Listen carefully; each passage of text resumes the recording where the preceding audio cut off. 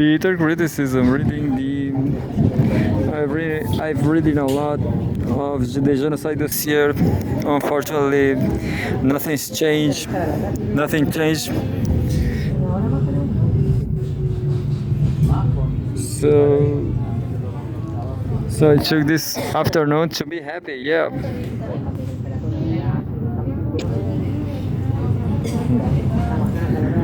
The top five from the highlights from Cgtn. China, November 9, 2024. China, Indonesia, ready to open new chapter in bilateral ties.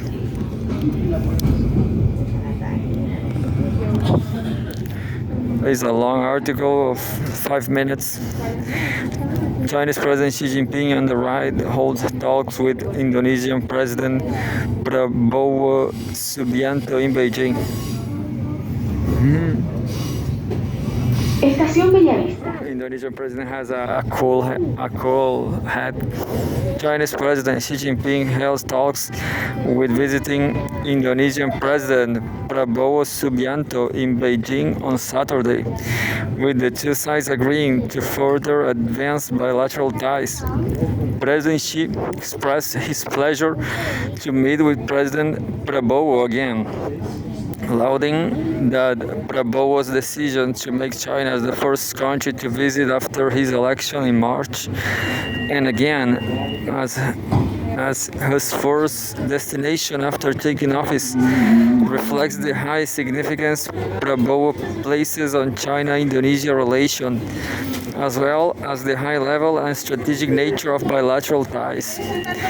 She believed that under Prabowo's and new Indonesian government's strong leadership, Indonesia will adhere to the path of independent development, continue to make new achievements in the journey of national prosperity and rejuvenation, play a more important role in the international and regional arenas, and march toward its Golden Indonesia 2045 vision. Its Golden Indonesia 2045 vision.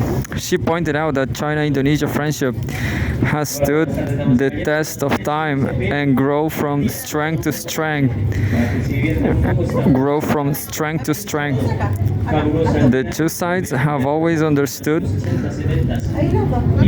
that supported each other in their respective struggles for national independence and nation-building process, he added.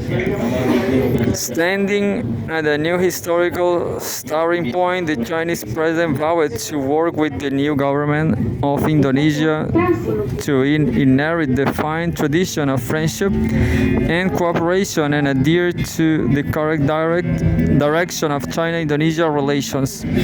She called on the two sides to continue to write a new chapter of joint self-reliance, solidarity, and cooperation, mutual trust, mutual benefit, and win-win results as a major developing countries. He also called for demonstrating the regional and global influence of the China-Indonesia community with a shared future. She emphasized that the two sides should consolidate a higher level of strategic mutual trust, closely engage in high-level exchanges, and cooperation between the government, legislature, and localities, and strengthen exchanges of experience in governance. He noted the two countries should firmly support each other in exploring the path of modernization in line with their own national conditions and firmly support each other in safeguarding their core interests and major concerns. The Chinese president urged joint efforts to enhance cooperation across 5 pillars: politics, economy, people-to-people exchange, maritime affairs, and security. China is also willing to work with Indonesia to build more projects benefiting the people, strengthen exchanges and cooperation in areas including poverty reduction, medicine, food cultivation and fisheries, she told Prabowo.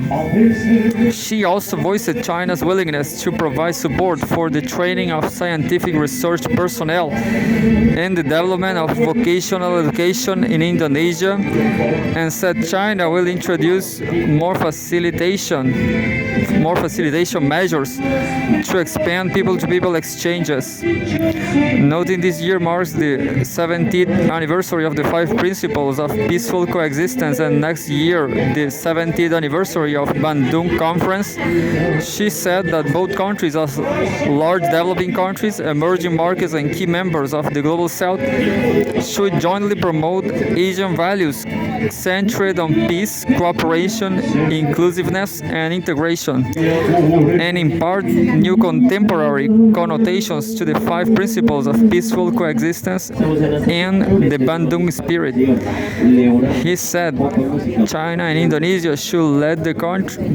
countries of the Global South in unity and self-reliance and jointly push the global governance system toward a more just and rational direction.